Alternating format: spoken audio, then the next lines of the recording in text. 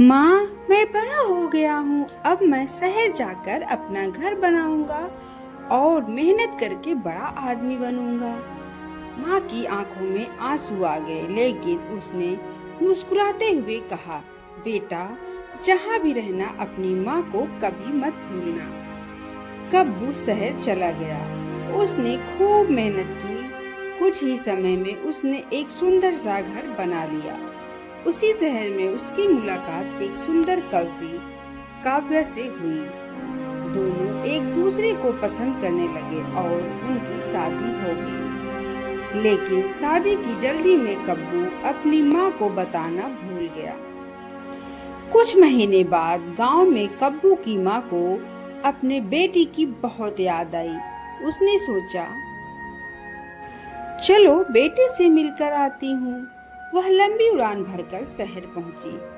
कब्बू उस समय घर पर नहीं था। उसने दरवाजा खटखटाया।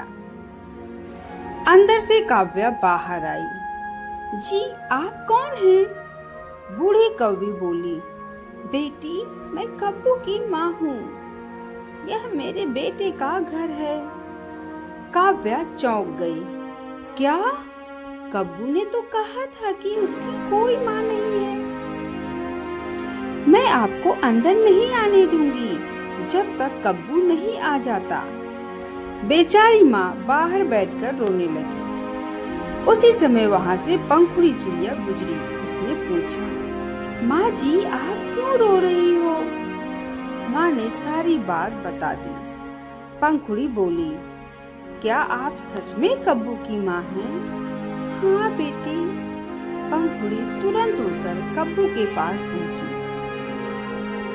उस समय कब्बू आराम से फल खा रहा था। पंखुड़ी ने कहा, कब्बू, तुम आराम से बैठे हो और तुम्हारी माँ घर के बाहर बैठी रो रही है।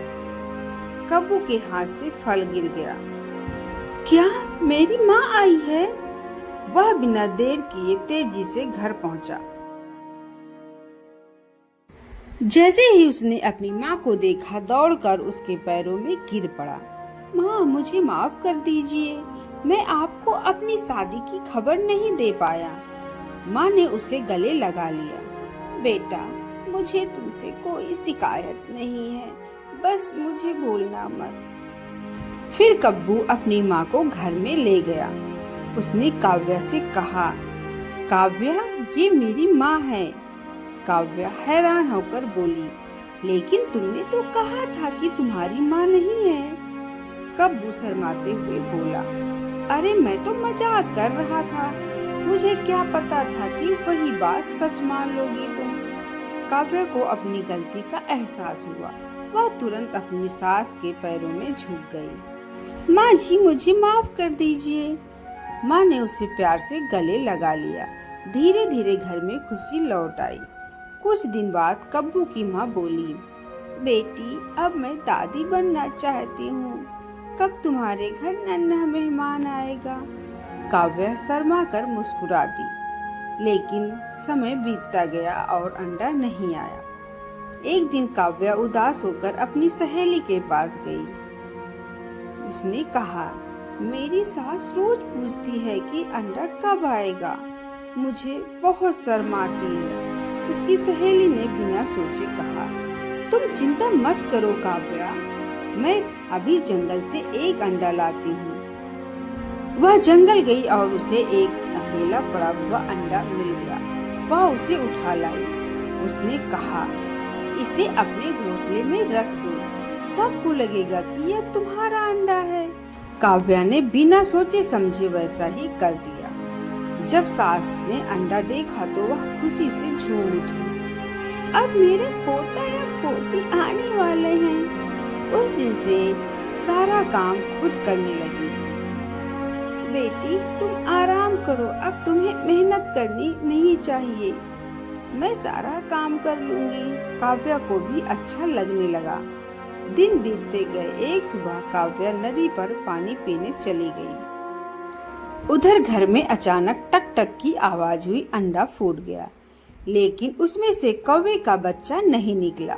उसमें से एक छोटी सी सुंदर चिड़िया बाहर आई। कब्बू और उसकी माँ दोनों हैरान रह गए। कब्बू बोला, यह कैसे हो सकता है? हमारे अंडे से चिड़िया कैसे निकल आई? इतने में काव्या भी वापस आ गई। उसने चिड़िया को देखा तो उसके होश उड़ गए। कब्बू ने गंभीर आवाज में पूछा, काव्या, सच सच बताओ, यह अंडा कहाँ से आया था? काव्या की आंखों में आंसू भर आए। उसने सिर झुका लिया। मुझसे बहुत बड़ी गलती हो गई है। मैंने अपनी सहेली की बात मान ली थी। उसने जंगल से यह अंडा लाकर दिया था। मैंने आपसे झूठ बोला था। घर में कुछ देर सन्नाटा छाया रहा।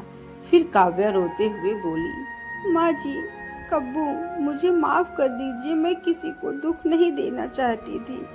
माँ ने प्यार से कहा, बेटी, गलती हर किसी से होती है, लेकिन झूठ बोलने से गलती और बड़ी हो जाती है।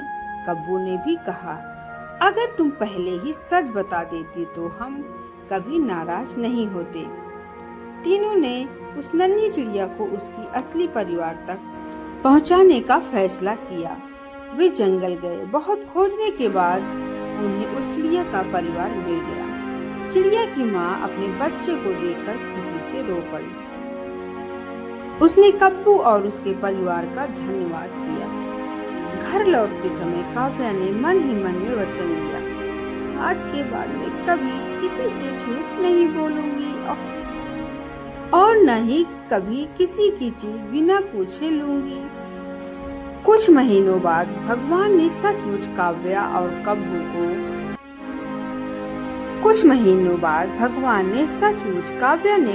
को अपना प्यारा सा अंडा दिया। जब उसमें से उनका नन्हा कौवा निकला तब पूरा घर खुशियों से भर गया। माँ बोली, देखा, सच्चाई और धैर्य का फल हमेशा मीठा होता है। कब्बू, काव्या और उसकी माँ हमेशा प्रेम से रहने लगे। झूठ और धैर्य धोखे से कभी सच्ची खुशी नहीं मिलती। हमेशा सच बोलना चाहिए और किसी की वस्तु बिना अनुमति नहीं लेनी चाहिए। परिवार में प्रेम, विश्वास और ईमानदारी सबसे बड़ी दौलत है।